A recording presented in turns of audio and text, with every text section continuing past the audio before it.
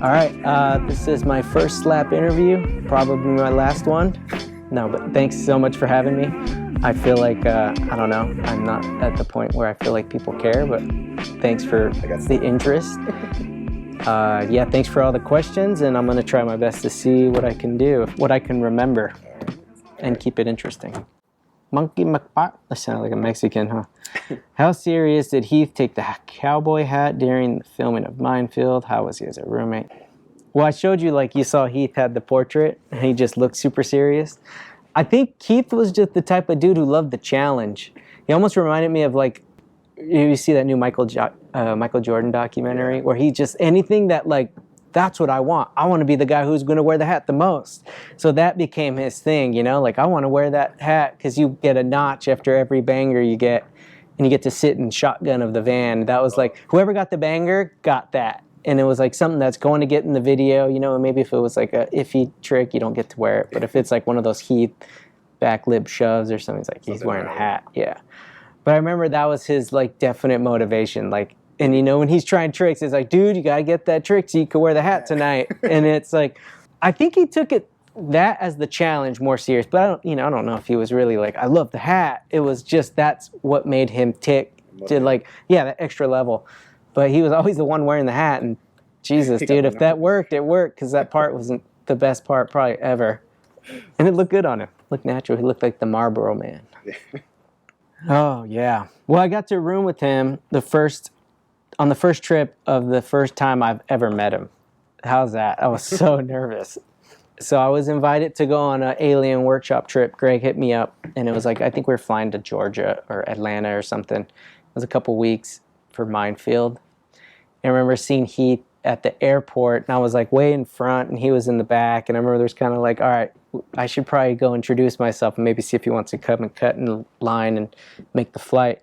And I was so nervous to, like, you know, the dude's over there with his hoodie on and his headphones, and I just known of Heath as scary dude, like legend, you know? It's like trying to go up to somebody that you're just like, I don't know, I might not need to talk to this dude, but I went and was like, hey man, I'm Anthony, like, you can cut in line, you know, I know we're going to the same place. And he was just like super cool, like, oh, hey, how you doing? Like, I know who you are and all this, and just hit it off. Like, I was so like I was like surprised on how cool and normal he was.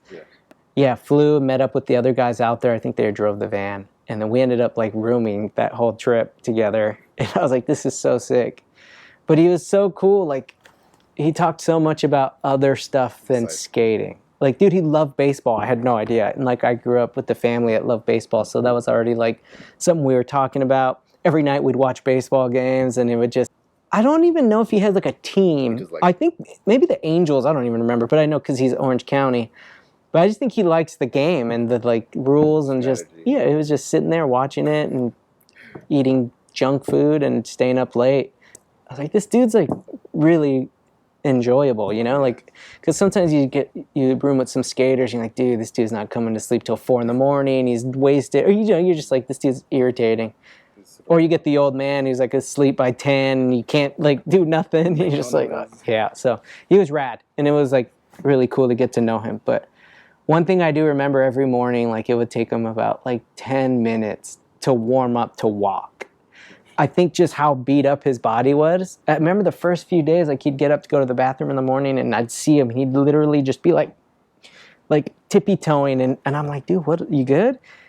And he's like, yeah, it's just every morning my body hurts so bad. It, like, he has to warm up to walk. And it was every single morning. It would take him that whole process. I always thought that was insane. Yeah, did he try to land the frontside flip on that huge streak at the same day he landed the backside flip? Yes, he did. Well, I went and originally shot the first kick flip, and it was used as a Minefield poster. I remember it was coming closer to deadline, and it was pretty close to deadline, and I think his idea was to get the trick and not shoot it and just have it for his last trick, the backside kick flip. But he called me on a Sunday morning. I remember it was, like, pretty early, and he's like, hey, dude, I wasn't going to have anyone shoot this, but can you want to come shoot this? Like, I'm going there right now to San Dimas or whatever. And I was like, yeah, I'm down. Like, bags packed, I'm going. I shot right over there, and I was there before these dudes. That's how excited I was to get the call from Heath. I mean, I don't remember him kickflipping it again, but we saw the sequence because we were looking for the backside flip. He must have kickflipped it easy, and then I remember he backside flipped it so quick. Like, it was crazy quick. Like, we were barely getting ready quick. Like, I'm talking 5 minutes, if that. And it was just shocking. Like, he wasn't even sweating. And we were just like, oh my God, was that it? Because it was like too quick. But he did try to frontside flip it after, because I know he was still feeling good. And I think he was just like, dude, I'm going to try this. And I know he doesn't even do frontside flips. And he almost frontside flipped it. The same day. Yeah, like, dude. And he ended up rolling his ankle pretty bad. Yeah, you have to. And I have some photos, and I remember it was just like, and then he came back for that next video in all white and frontside flipped it, and I thought it was the sickest thing. Dude, I was just like, that's what he was, and you know, deadline's here, it's time to try to go big. But he got the ender, so at that point he's like, fuck it. Insurance was good, yeah, he was like, all right, got it. But I remember he messed up his foot pretty bad, so that was pretty interesting. So Acosta never landed that pole jam to pole jam that you shot the photo of. He did land it. It was sick, because with Costin, I would like skate with him sometimes, you know, and it was rad, just like always a huge fan, yeah. And sometimes you get photos of these dudes, and then they're big dudes, and companies hit you up for them, you know, can we use this? But one night I was skating, I remember, I think it was with Jason Hernandez, that there was that pole jam to pole jam spot, and we shot a photo, and it's so funny because there's a couple other things about that night. I remember I was shooting it, and I was like, all right, I'm gonna get close, Eric, like, you good, like. And he's like, yeah, like, you're good. And of course he bails and destroys my fisheye. Like, in half. Like, and I was like, dude. And he felt bad. Luckily, Jason had another one that I used. And then, but it's so funny because he actually wrote me a check and mailed it to me because he felt bad to get a new one. Right. I was like, no, it was like the next day he texted me. He's like, what's your address? Like, I'm going to send you a check. And I was like, dude, you sure? He's like, yeah. And I was like, all right. It feels like anyone else who was poor, maybe I would be like, nah, don't worry about it. But that dude was like, yeah, get that check over here. But I was like, that's cool. So anyways, he did it. And I remember, like, he did it, and he didn't do the full 50-50 on the way in. He kind of, like, he was doing pole jam to, like, almost like 5-0s. And he wasn't stoked on it. He wanted to get the full mash up, you know. And it was pretty late. And I know he's like, dude, we'll come back. We got some sick photos. I swear we went back like a couple days later, and the poles were back vertical. Like, it was like, what? Like, that quick. And I don't think that was it. Spot was fixed. So he got it, but he didn't do it the full way he wanted to. So I don't think the footage ever came out. But the photo looks sick. So in my book, that's a make. That's a make. Yeah, so Alex Godoros. What about him in the frontside flip down the Burbank? Okay, so I have a photo of Alex, I think, on my old website that I've done once and never redid. And it was a frontside flip over that rail, and I remember thinking it was such a cool photo. But I don't think he made it that day. He actually broke his ankle. To the emergency room we went, and it was broken. And it was like, I remember being there for a few hours. I think it was Cricket and him and maybe Leo. But I always thought, I'm like, man, the photo looks so sick. Like, I want to give this dude some love. And, like, I put it on my website. But I don't think he ever got the make. I know Spanky's still trying it. And I know Spanky's still trying it. But Spanky got a couple Baker makers, though. He did. Dude, I don't remember if Alex got a Baker maker or not. But I don't think he did. I just remember he was catching them, and it was looking good. And then one just didn't, you know, it was bad. But I always liked the photo. And I was always remembering, like, dude, I'll put this on the site because give the dude some love. And did Dylan Rieder help you get on Vans? I would like to think so. So I was shooting with Dylan a lot at the time, and he was on Vans, and I was shooting for the mag. And I think, you know, he was a local dude, and I would shoot with him a bunch. And I remember he asked for a sequence that we shot. It was this nose blunt slide revert across this like little ditch with a hole. It was in my field, yeah. And it was a Vans ad. So I remember he was like, hey, can you send that to Vans like for an ad? And I was like, of course. Like, getting a Vans ad was sick. So I took it in, or I sent it, and the lady, Robin Fleming, she was like their brand manager. Like, she's like, hey, come on in and bring that sequence by on a disc or whatever. Like, yeah, we'll talk about it. And I was like, all right. Normally you just email people. So I go there, and she was like, hey, would you like to like be our first staff photographer for Vans? She's like, we've never had one. She was in there to try to revamp the skate program because it was still kind of iffy. And she helped with Baker. She knew what she was doing. So I was like, dude, of course. Like, are you serious? It was funny, dude, because I got that call, and then I remember Dylan was writing for Quicksilver.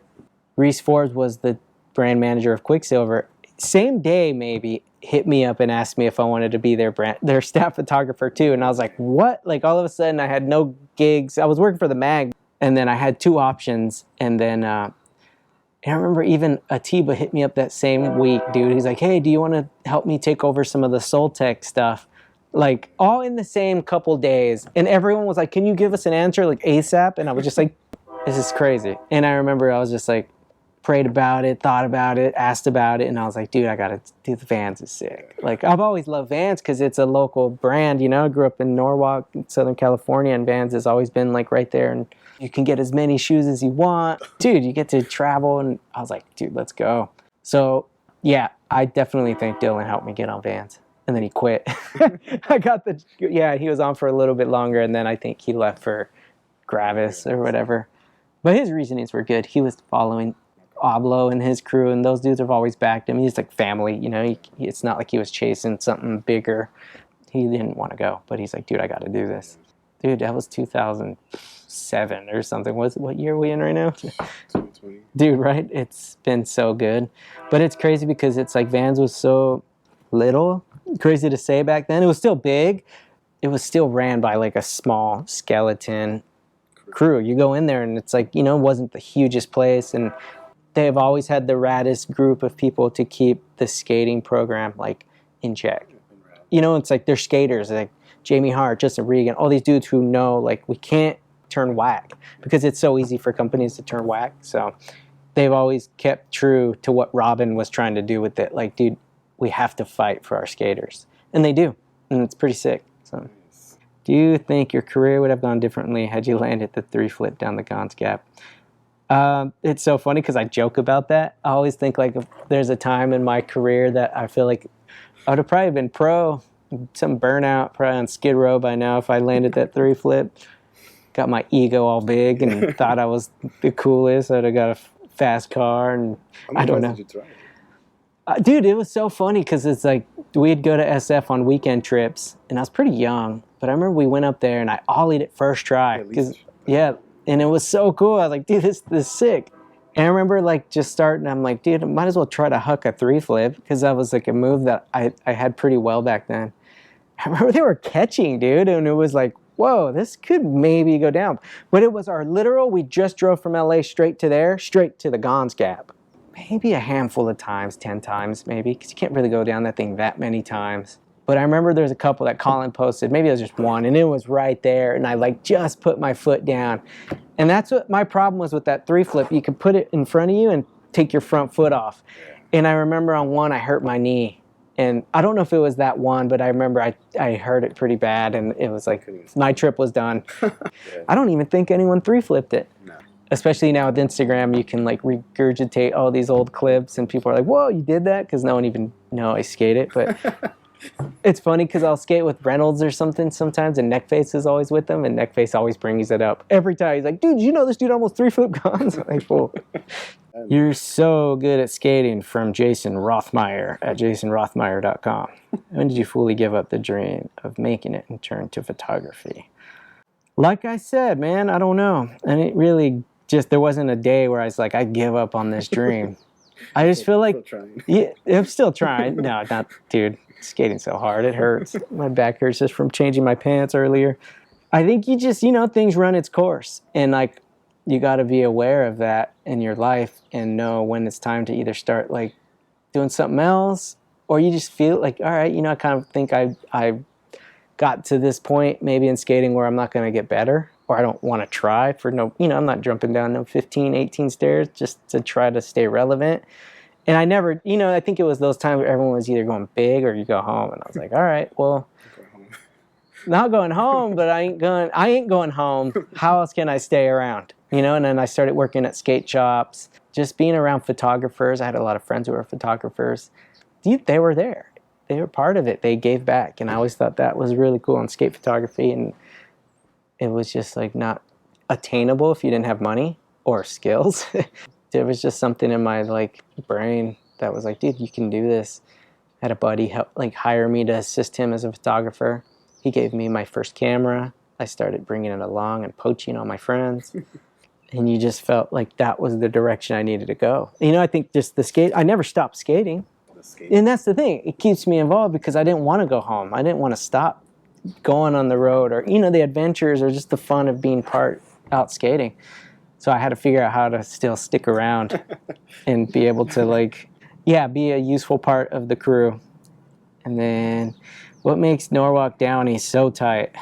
That's where I grew up. I grew up in Norwalk, which is the border of Downey.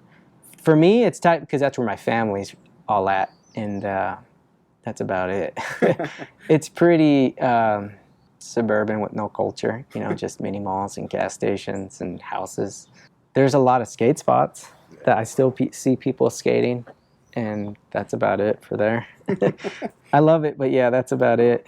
Any good Downey skate shop stories? Man, I was so young. I worked at a lot of skate shops. That was the first one.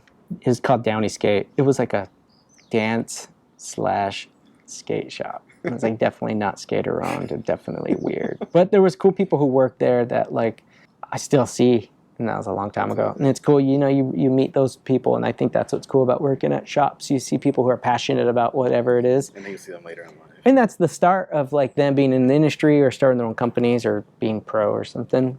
So it's kind of cool. This dude, Tony Rodriguez, he ended up being like the world TM, and I met him there.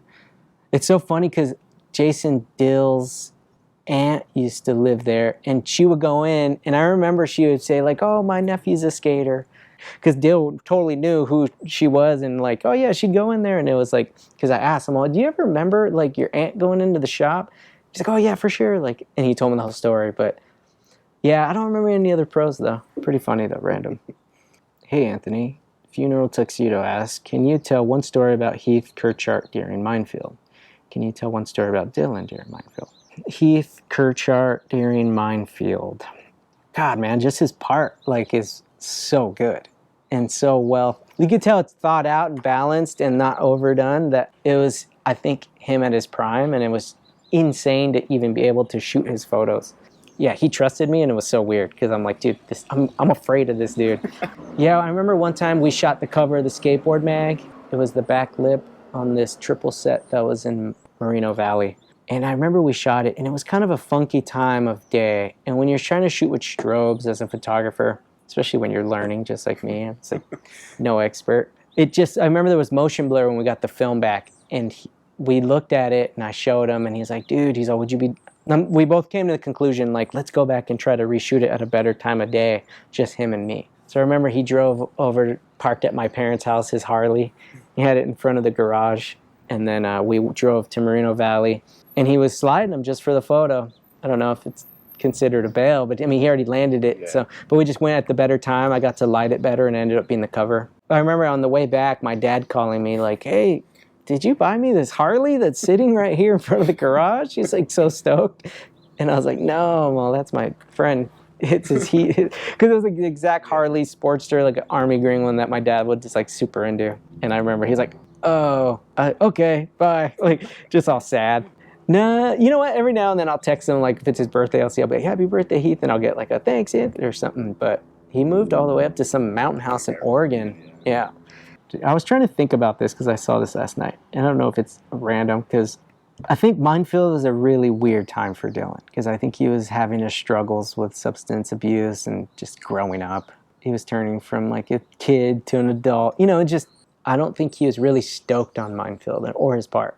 But it was rad seeing once we went on a trip to Mexico City, and it was like right after, I think he was like in rehab for a while or something, and he smashed it. He got like 12 tricks or something. He would get 3 tricks a day. He did the Wally, he did this boardside feeble. I remember he did like this backsmith to back, like dude, he was just on fire, and it was just so sick to see. Dude, he was just like MVP by far, and it was a lot of heavy hitters on that trip. And he was every time he's like, I want to do that. He would do it. I want to do that. I want to do it. And it was like, that's when I saw like, I'm like, dude, this dude, once he's focused, like he's gnarly. Because I grew up with him skating, and I know he's good, but I really saw like what next level. Like I saw a glimpse of what, you know, his Dylan part and where he turned into. Like that's when I first saw like, dude, I better not mess up. Like that, and it was sick. I remember I always thought it was super cool. Like every time he would get a banger back at home, he'd love going to Wiener Schnitzel after. I always thought, like, dude, this dude's from the beach. He's all healthy. Like, he wants to go get, like, a vegan tofu shake. But he would go and get just the worst Wiener Schnitzel. And I always thought, like, that was so sick. Who's your favorite art world photographer? I just don't know who's who. I don't really pay attention. I know there's like the OG like Leica Magnum photographers like that have like already set the stage for that stuff, but yeah, I don't like follow any and like Outside of skating. yeah, I mean there's some portrait photographers that I really love, or like war photographers that like James Knockway, like their stuff is just raw and insane that you're like wow, but it's like yeah, I'm not like buying their books or yeah, it's probably bad. I'm so bad at that, like, but I do love photography. But I feel like I love skateboarding more. It's so bad. Sometimes I think I'm like more of a skater than like. Photographer. But I'm like, dude, whatever. That's what inspires me, you know. Yeah. Who has the best pop shove it? Rob G has the sickest pop shove it. Who else has a sick? Stevie has a gnarly switch pop shove it. Rob G pops into my head. He used to just put them. Bone. Jamie Thomas has a good one. Like they look good, you know, when they're done. They don't look like. Floppy. Yeah, it seemed like a varial flip, you know? It's a hard trick to make look like proper. But yeah. Double Steve Burger. Hey, Anthony, were you there when Heath supposedly... No, but I heard about this story. It was another trip, but I think it was in like one of those weird Ohio alien trip, middle of Americas. But I heard it was like pitch dark. And I want to say him and Dill did it. And they were like going to this quarry with these like 80-foot jumps. And apparently like...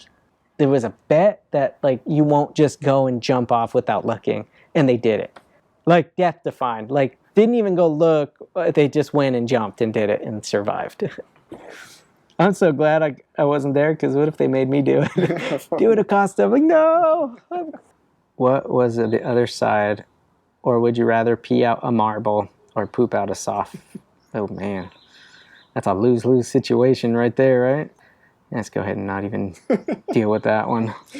Adam Abbas and Skateboarder Checkout, you said that we liked your... That's so funny that he mentioned that. I do remember saying... You know what? I remember Aaron Meza asking me all these questions and fully just turning it into something else. Interview. Yeah, I remember that everyone would do that all the time. But it was like... I remember he's like, what music do you like? And I was like, dude, I don't know, Weezer or something. Next thing you know, he's like, Anthony's favorite song is Weezer, Hash Pipe song or something. I'm like, dude, I didn't even say that, but whatever. Please rate the following hats from May. It's a sick. Ooh, Lutzka's fedora. Cody Lockwood's hat. Krieger's Bill beanie. Fred Durst's. All right, so Lutzka's fedora. Meh. Cody Lockwood's hat.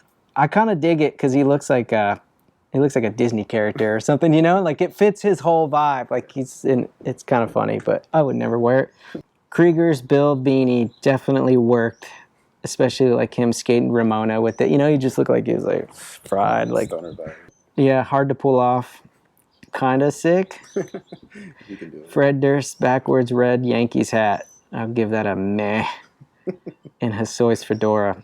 That's sick. That's Hossoy. Yeah. After you've done everything he's gone, dude, you can wear whatever you want. And the fact that he's like running a fedora is kind of sick. I back that, dude.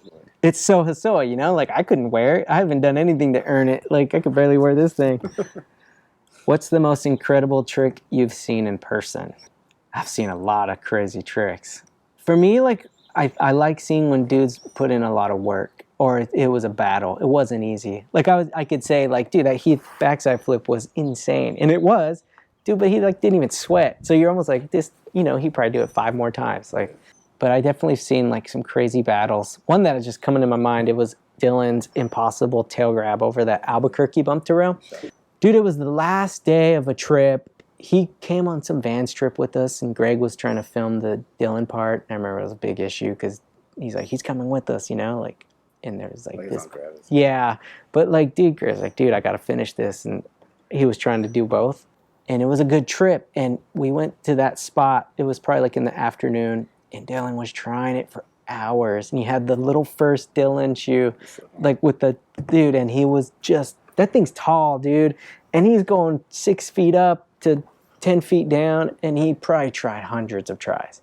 Just couldn't catch it, would stomp, fall, and like, dude, we were supposed to either go home the next morning or that night, whatever. And I remember he was like, dude, like, can you guys stay one more night? Everyone else left, and Greg has like family. That was in Albuquerque, and I think Greg was like, dude, he was gonna go there after the trip to visit his mom or something.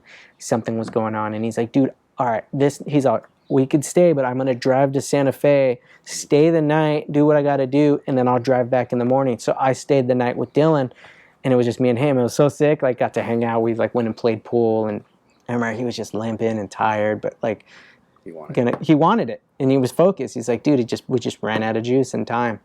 And then stayed the night.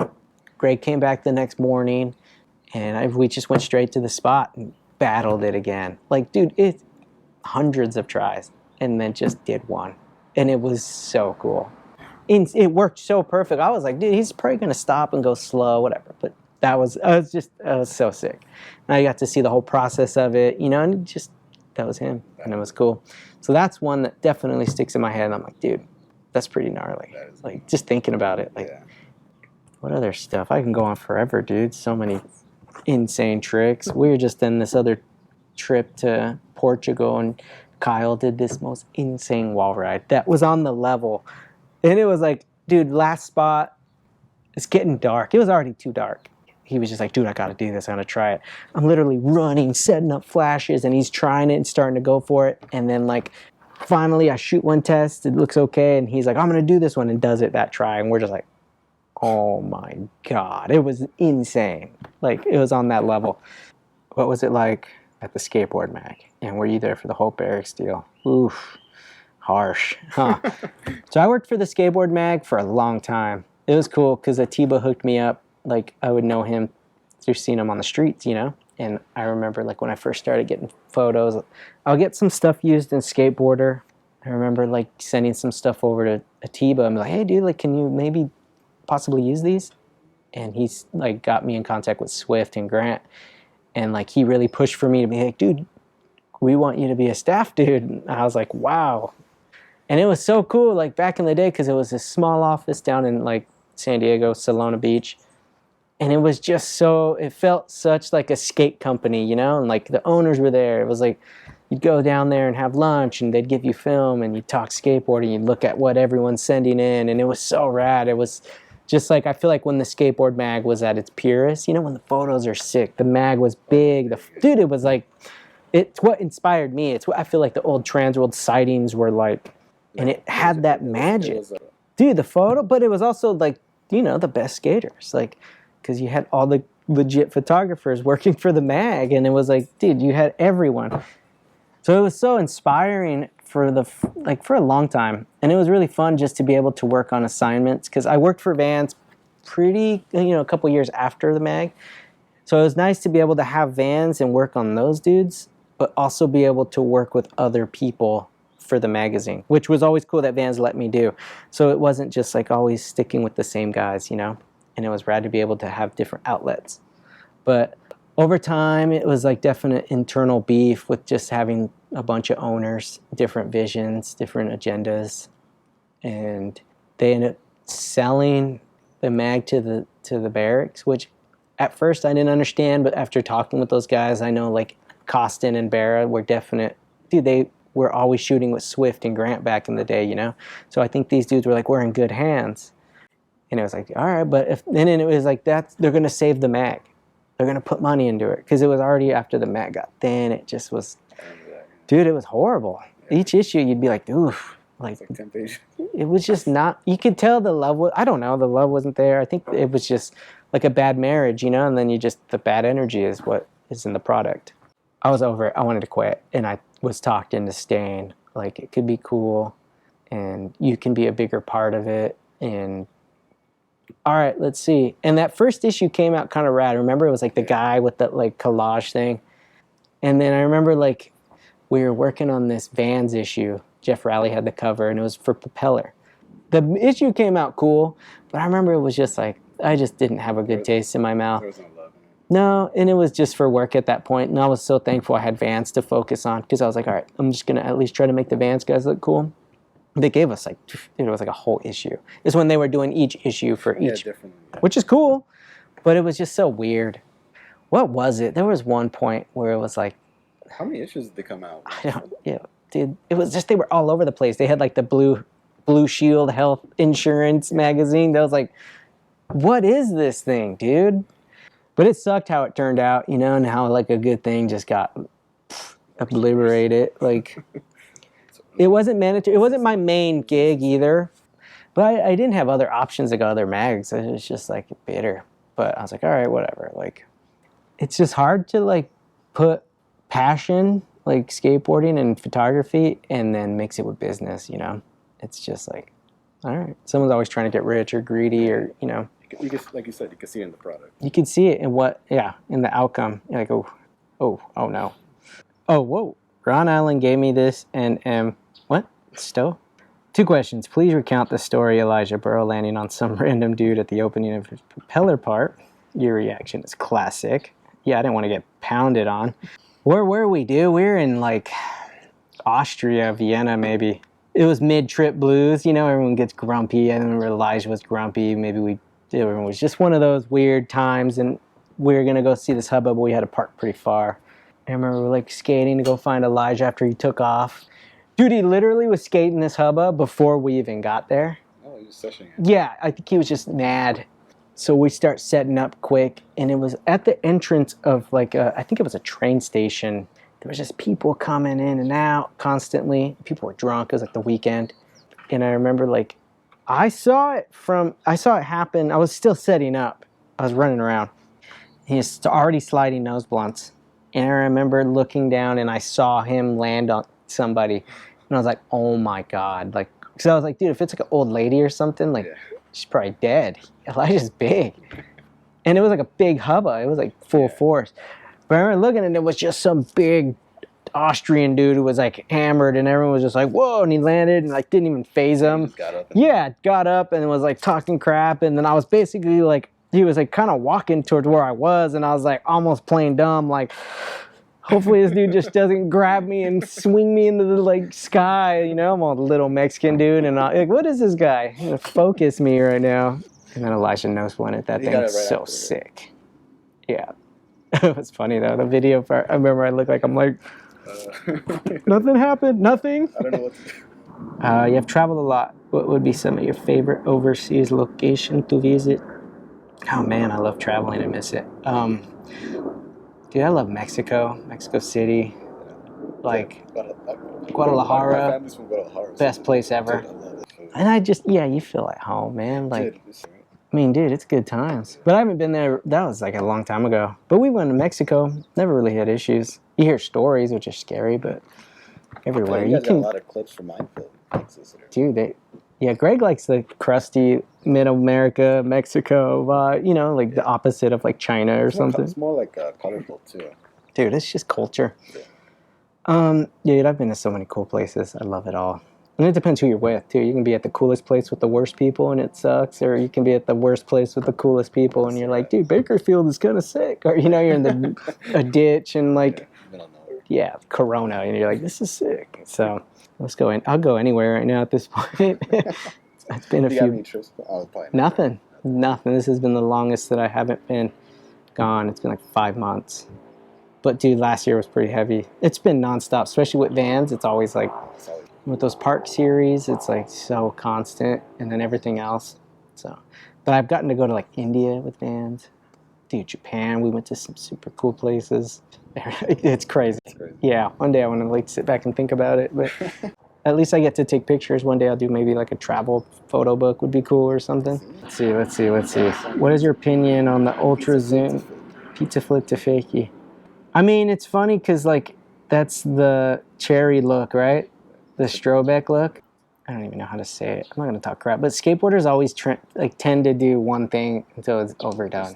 Yeah, I mean, but like it works for some things, and it works for like that weird raw vibe, you know? But like for me, I rather see a like stationary, beautiful, well-composed shot. And that's like cinematic, you know? I feel like that, you know, that has its place, and same with what I think. But it's just another trend that everyone is starting to do. I just watched a couple videos last night, and I'm like, that just looks exactly the same. And I've heard even companies pushing for that. Like, can you just like telling the filmers, please don't use tripods. Like can you make it like jittery and really tight? And you're like, it's just not creative at all at this point. But whatever. And you see, well, dude, you see all the Supreme logos, like, and it's like, get it. Yeah. That job is to market Supreme stuff. That makes perfect sense. But yeah, now you're just like, all right, guys, what's next? That's what I'm saying. It works, and sometimes it doesn't. But good skateboarding and good filming and good photography will never go out of style, no matter what style that is. It's just that's either good or it's trendy. So, thanks for the 4 questions. Thanks for not caring. I don't mind it. I don't care either. It's like, thanks for having me. I appreciate it. Skate nerds. That's what this is for. That real live shit.